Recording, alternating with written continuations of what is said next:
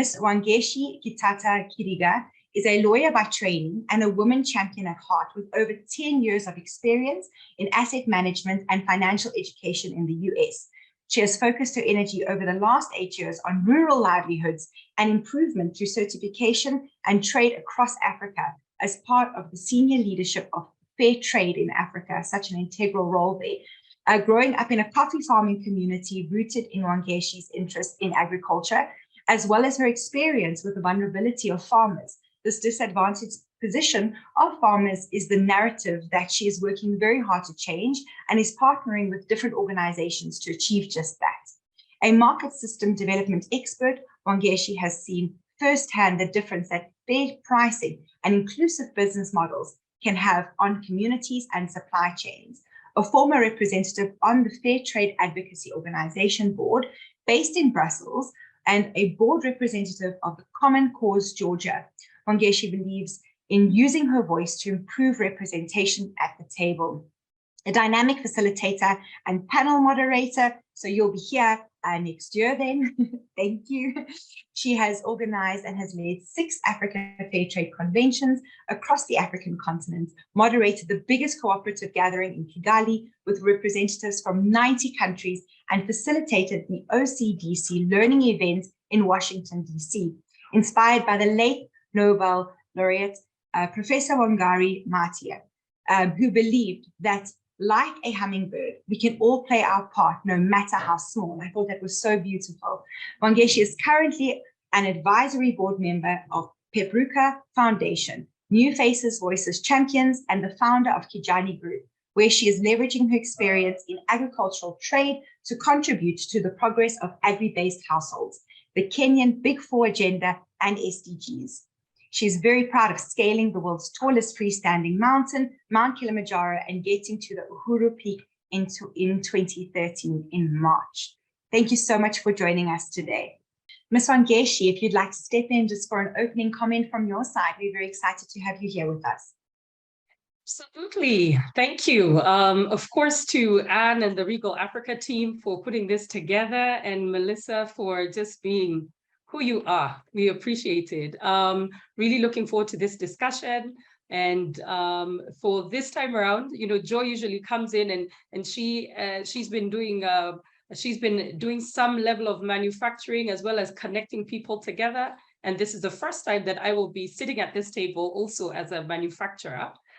Usually my role is to bring people together. So I see myself more as a connector and as an enabler. And this time around, I get to talk about the experience of having a coffee brand and how to move that good across borders and the experience of that, especially as a nascent business. So thank you for having me here today. Thank you so much, Wangeci. Lovely to have you, and well said. Ms. Wangeci, with the agricultural industry, as you mentioned, you come from a farming community in terms of coffee beans. Embracing technology across the African continent has really taken off. How, in terms of your opinion, how do you think that the industry will gain a competitive advantage through the adoption of digital trade, if you just take into consideration moving coffee beans, etc.? That's a really good question. Michelle, I think, who was on the previous panel, had talked about, how can we make, the fact that agriculture is this hot topic, yeah, and it has been for a while, and partly because, our continent remains with one of the most arable land globally, despite the drought that we're currently having in the Horn of Africa, which is again a little bit of that irony that, and this is where trade comes in. Is there a way in which some of these goods can be moved from one area to another in a more seamless way? And what role does technology and digital trade play in that? And going back to the use of technology across the sector, we've seen it in various ways, right? Even right at farmer level. Farmers are using even just their mobile phones, and they don't even have to be the fancy smartphones. There are platforms and apps that have been created that just use the basic USSD code. And in this, there's been opportunities for peer exchanges. even on issues such as climate. There have been opportunities to understand what the market is offering in terms of pricing. We've seen a lot of those apps, especially grow out of Kenya, where farmers can use a USSD code and be able to find out, okay, if I am near Nairobi, or I'm growing vegetables somewhere in the Rift Valley, how do I get, how much can I sell my cabbages for if I can get them to the nearest big city versus where I am in the farm? And so the idea of sharing this kind of information in real time is really to just try and get the farmers to have information that can help them leverage just a bit better from the people who are buying from them, especially if they're buying from them at farm gate. So we've seen that being used that way. We've seen it being used in the growing of the different products, where people can. There was actually a project that was done a few years ago by GSM Africa, where they had a call center. And this was to try and get around the issue of literacy, because they really wanted this to go all over the rural areas. And radio is still a very big thing. So they would have these education sessions on radio, and then people would get a chance to call in. And then they would call into the call center and say, I've grown my maize, it's looking a bit yellow, it's looking like this, or there's this sort of like dusty coating on the leaves and it's whitish in color, what should I do? And then they would have, they'd have agronomists on the other end of the line. So you find that there has been the use of technology in the agri space in very interesting ways. And so that's on the production side of things. And then when it comes to the trade, again, it's that question around, information sharing and how quickly that information can reach from the producer to the buyer. Especially within that B2B section, the section that Craig is working on, where you are looking at whether it's commodities, or whether you're looking at something that is ready for consumers right away. And we really saw that during COVID, where a lot of the delivery services started to deliver fresh produce. Yeah, so we have Jumia is big across the continent. You've got Uber that's also big across the continent. There's one in Kenya that's called Green Spoon that really focuses on healthy living and organic products. So you have these different platforms that really boomed during COVID, and so did delivery services. Again, another Kenyan one called Sendi, where people shopped online. They went to the supermarket and they shopped not just from the supermarket but also from the market, and that was the big game changer. Because typically, for the fresh produce, you go to the market. You want to touch and feel the vegetables. You want to haggle with the traders. It's part of the experience. But to have this then moved online was quite interesting, and it was something that we were forced to change how we buy. Because of COVID, but that has actually also gone on. And people, like one of our biggest distributors is called Twiga. They even created an app. You can go online and you can download that, and you can get fresh vegetables delivered to you on, however often you would like it. So we have seen that being used in the agri space, which was an area where, especially with perishable goods, was not the natural. I would say, let me say it was not the first place you would think of digital trade in fresh produce, especially in a local area. There's a lot of B2B that has gone on for a long time, but that really has been for the export market. But it's been really interesting to see how digital trade can be used even in the fresh produce market in a local context. Yeah. Thank you so much for that. It's amazing how, there's so many times as Africa, we refer to as being resilient. And I laugh at that word nowadays because we are no longer just resilient. We are solution providers, which is just incredible. And, Joy touched on it earlier to say, in Europe, they've got access to everything. but yet, very little is used thereof, or, there's not an acknowledgement of moving forward. But here in Africa, as you mentioned all of these things, many of those things I'm not aware of because I am not in the agricultural industry. But to think how, it started with phoning to just check on your crops, to now moving on to having all of these delivery services around agriculture, just shows that in such a short time, we've just really catapulted ourselves to ensure that we can keep up with those demands and meet the needs of our communities, which is incredible. Thank you very much for sharing. Ms. Wangeci, when considering a digital trade platform, what are the factors that contribute to the adoption of the said platforms? Is it price? Is it adaptability? Is it user friendliness? Is the agricultural industry able to scale in line with the expected increase in demand through the use of digital platforms? And are cooperatives then maybe not the answer to meet these demands? A nice loaded question there for you. Let me know if you want me to repeat anything. Thank you so much. Yeah, don't worry. If I stop and don't answer all of it, you can always ask it again. Thank you. But before I answer my question, I had a question for Craig, because here I am with my product, which can't be seen because of the virtual background. But the question around minimums and all of those, but we will take that offline because I am certainly very interested.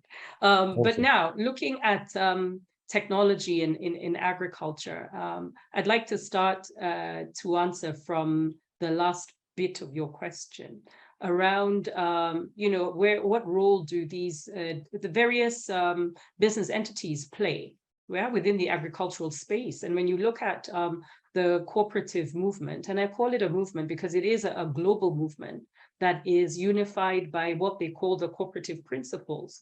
And those are applied across all sectors and across all regions, right?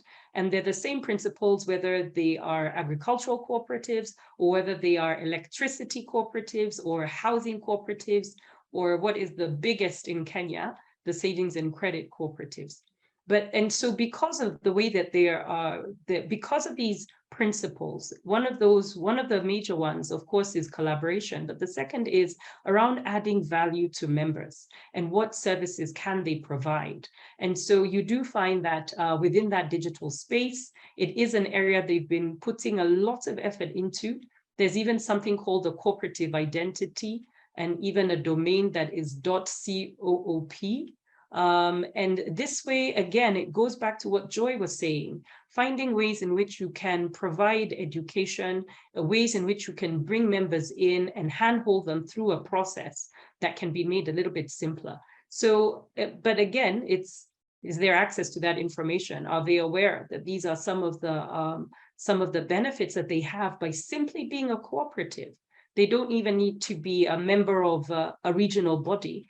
They just need to be a cooperative. And however they are registered in their own countries, they can sign up, and they have all these, they do have these digital spaces where they can have trade, where they can share information, they can especially share best practices. So we do see that happening. But that tends to happen in more in bigger organizations and more organized organizations, and those that have a good governance system. But that holds true for any kind of business, right? In any business, but especially so within agriculture, where you've got strong governance systems and strong operating systems that can allow you to fulfill those orders from wherever they're coming from, or to even participate in something like what Craig has. So that was the last part of your question. Now, the first bit of your question, that you have to repeat, Melissa. No problem. So that was just to say that when considering a digital trade platform, what are the factors that contribute to the adoption of the said platform? Is it price? Is it adaptability in terms of what that platform offers? Is it user friendliness? Because sometimes you can get onto a platform and you're just like, yikes. So what do you look for in terms of adopting a certain platform that you can trade on? Thank you. And absolutely, the user friendliness is a very big deal, because otherwise it's daunting. most people are not using digital platforms as their everyday business. You know, they're not like Craig, who has it, or Joy, who has that. They're in the business of agriculture. They are growing food. They're you know, they're picking tea and coffee, producing cocoa, palm oil, or whatever it is. So coming then into this digital space, I think that the first reaction is always, how user-friendly is it? And then, of course, because it is a business, accessibility and price is also important. There was a speaker yesterday who was on one of the panels, and he said that one of the most important things to consider is the value, so that what you end up bringing to the table is a value proposition as opposed to a selling proposition.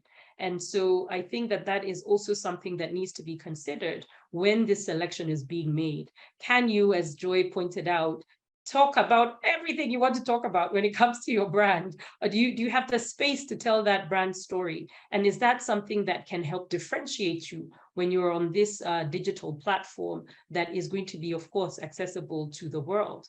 But I think also the other bit around the integration of it is quite important, because you do find that in agriculture, especially when it comes to commodity trade, or even something like fresh produce, there are very many regulations that are around that type of trade. And so, and these will differ from government to government, and sometimes they even differ according to the regional agreements that have been made between the producing countries and those that are importing these products. And so these are also things to be considered when you are selecting this kind of digital platform. And these are again are some of the major pain points, especially when it comes to the regulatory requirements, especially when it comes to global trade. So if there's a platform that can help to smooth some of these things out, address some of these pain points, especially around the regulatory environment, then those end up being the ones that I'll use the word producers end up gravitating towards, because they are making that that trade that much smoother. Yeah. Thank you. Thanks for that, Melissa. I like what Craig said about excitement being part of it. And to be honest, the numbers are already telling the story. South Africa is the first country on the continent to do 5G. We are starting to roll it out in Kenya as well. I mean, if you look at Nigeria, they're the third biggest cryptocurrency users globally. They're just behind Russia and the US, right? And then when you come to East Africa, the number of smartphones that have been, the smartphones and phones that are in Kenya are twice the number of people who are living here. So we are we're a digitally connected continent. And that is where the future continues to be. That is the direction in which we must continue to go. And COVID showed us that you have to adapt, you have to be agile, you have to be ready to roll with the punches. And technology is one way of doing that. But not only is it making you do something new, but it is opening up the world entirely, so that you're now not just looking at selling your vegetables to your neighbors or at the nearest town. You're now looking at the world, literally. And that's not just in fresh fruit, but it's also in, of course, I'm biased, I speak on the agricultural side, but it's also in all of these products where we are adding value on the continent, which I think is so important.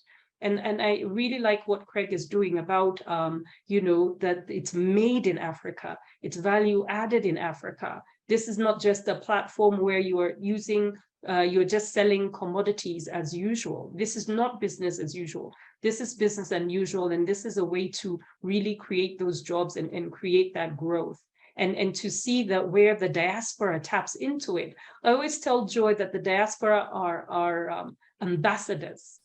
and they continue to be our ambassadors of the continent across the world, because the demand for that taste of home is still there, and they get to introduce what Africa has to offer to the world, and they do so step by step, and technology is allowing us to do that, and technology is allowing us to reach more and more people, and therefore create growth on the continent, create wealth, create jobs, and you know, and again provide us that platform to tell our own story when it comes to